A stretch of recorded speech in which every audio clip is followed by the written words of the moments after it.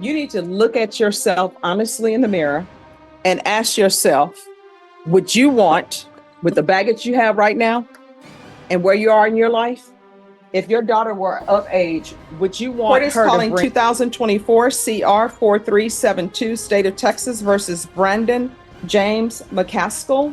Can I have parties announced for the record for the state? Andrew Harrison. Defense? Elizabeth Settle. And are you Mr. McAskill? Yes, ma'am. Counsel, have Here you we go, received all folks. Buckle in. We've got Brandon James McAl facing the judge on charges of unauthorized use of a vehicle, a state jail felony carrying up to 2 years behind bars, and a $10,000 fine. From the jump, notice how carefully the judge lays out McAl's rights, the indictment, and the plea bargain terms. This isn't small potatoes. McAl is staring down a conviction that could derail his future. But here's where it gets even heavier. McAl is asking for community supervision instead of hard time. The stakes: his freedom, his role as a father, and his credibility in front of a judge who is clearly not playing games. Keep watching, because the deeper this hearing goes, the more the cracks in McAl's story begin to show. And trust me, when the judge starts questioning him about tattoos, his wife, and his lifestyle, it's about to explode into courtroom fireworks. Up to $10,000 fine. Did you understand? If you have a plea with the state, the court does not have to follow your plea. If for any reason the court does not follow your plea and gives you more than you bargained for, the fact that you entered a plea will not be used against you, and you will be allowed to withdraw your plea. Did you understand? Did you understand you have a right to jury trial, a right for you or your attorney to cross-examine and confront any witnesses the state would call, and the right to remain silent?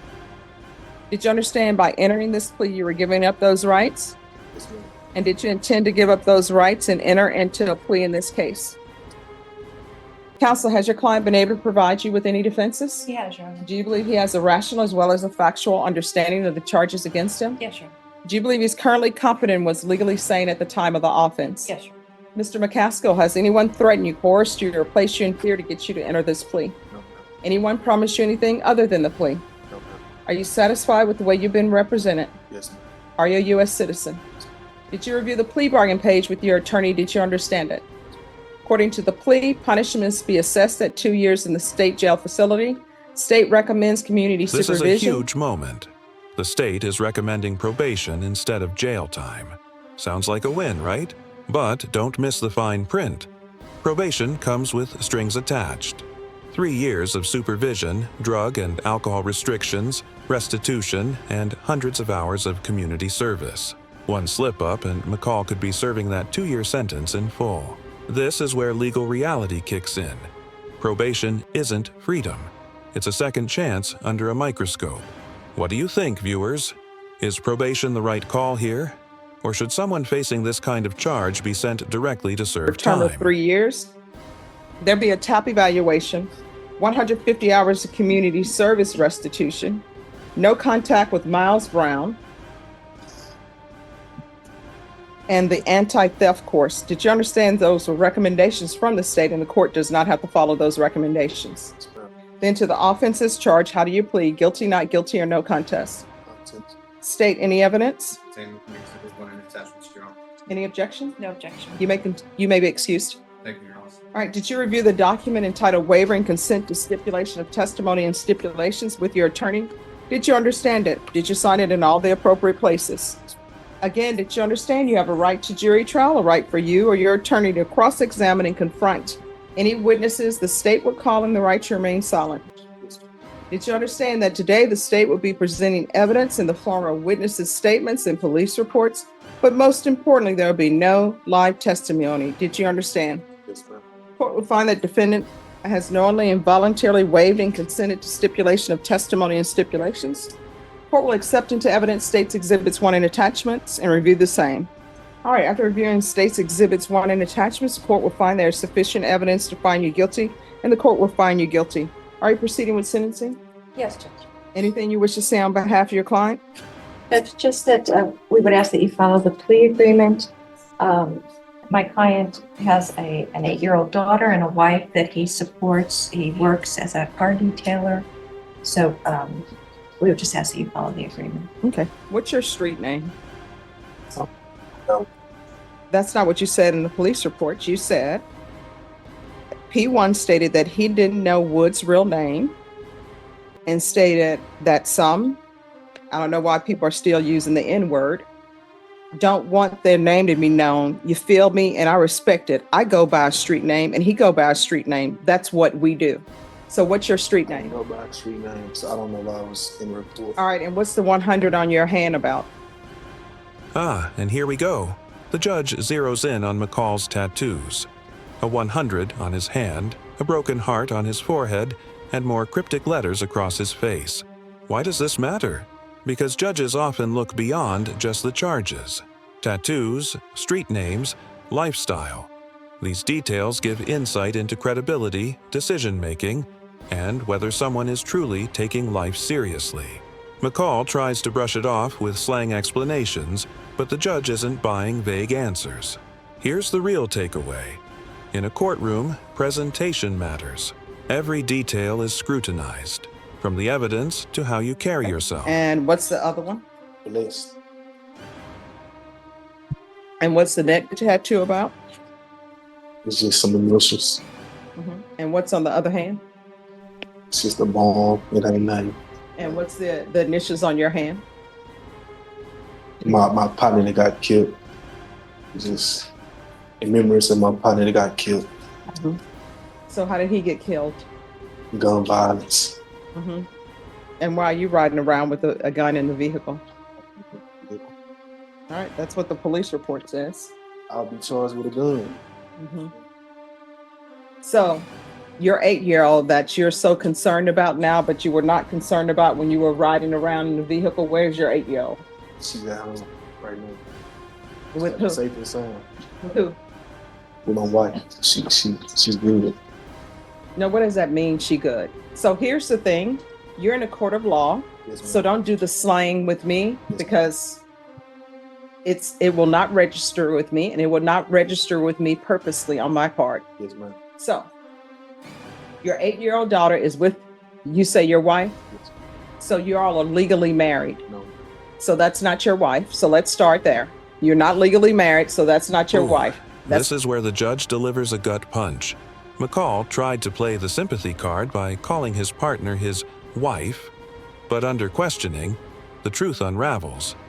They're not married. The judge calls him out directly. Don't use family as a shield to sway the court if the facts don't line up. This moment is brutal because it shows how easily credibility can collapse when you bend the truth. And here's the bigger question for you. Do you think defendants sometimes overplay the family responsibility angle in court? Or should judges show more leniency if children are involved? Employment. Yeah. No. It's not my wife. And so you're saying you're supporting your wife and your daughter on a salary of detailing cars? Sale cars and detail cars. Oh, but not this one, because this one was stolen.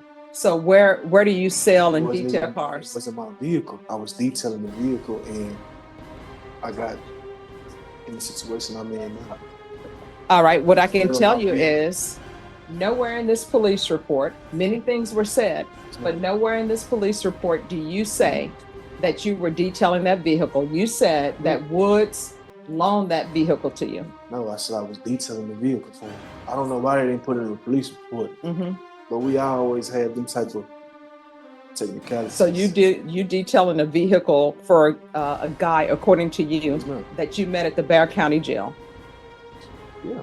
Okay. So where is your shop? It's like if I met you and You will not, let me just tell you, you will not be meeting me at the Bear County Jail unless you're a client and I'm an attorney, or unless I'm going to the Bear County Jail to speak to inmates for whatever reason. So where's your detail shop?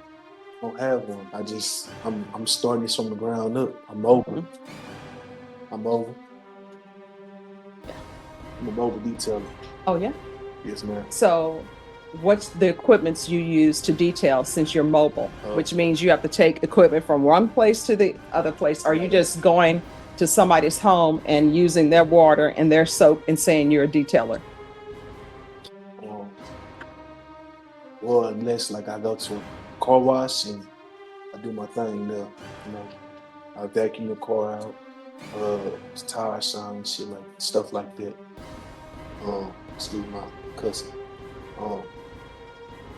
Yeah, I'm over detail. The judge drills down again. this time on McAl's so-called business. He claims he's a mobile car detailer, but can't point to a shop, equipment, or even basic professional setup. Instead, he admits he vacuums cars at car washes with store-bought supplies. And it gets worse.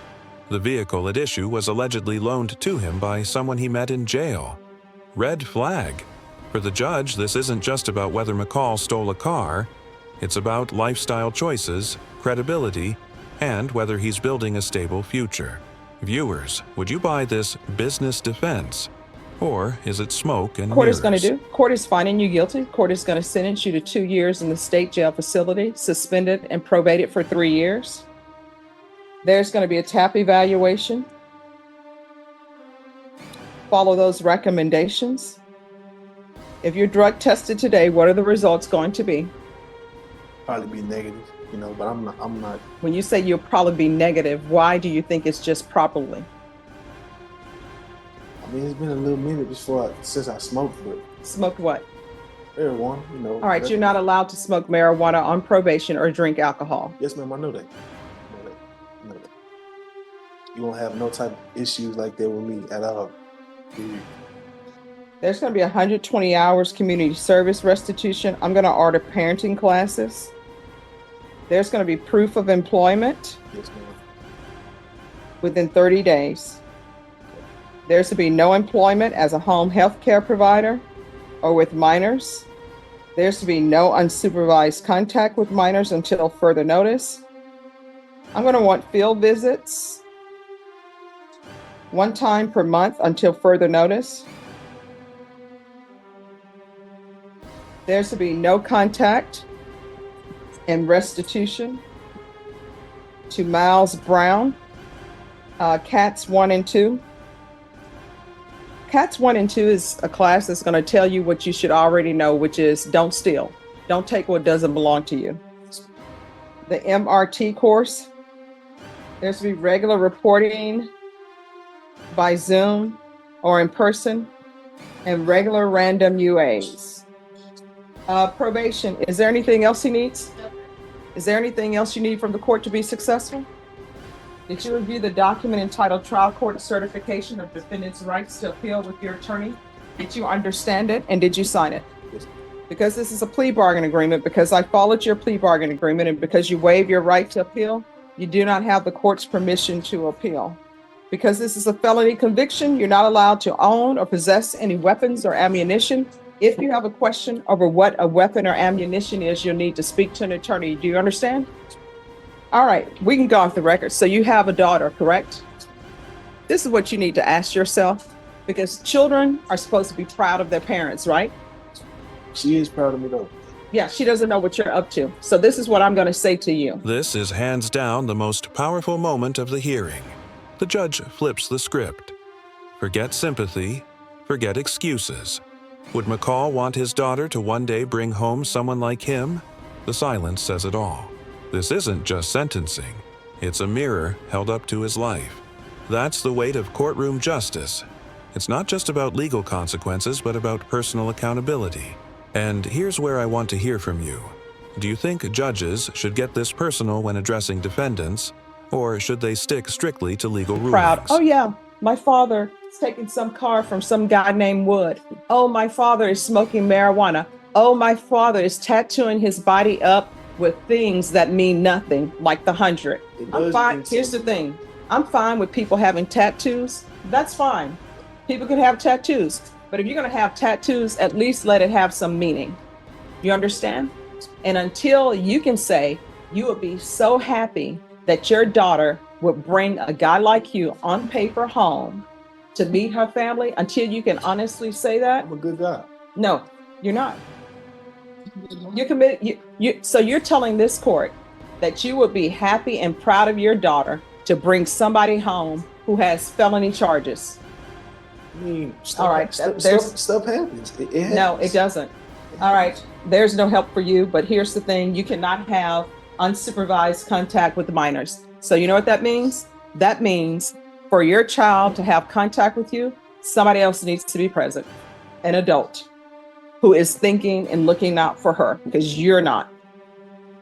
I just got caught in the wrong position, you know. No, you didn't. I didn't do nothing wrong, man. You know what?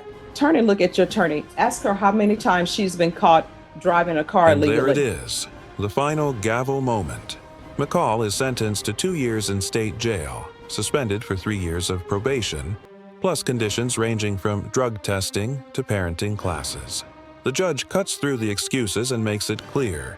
This isn't about slang, tattoos, or street names. It's about responsibility and credibility.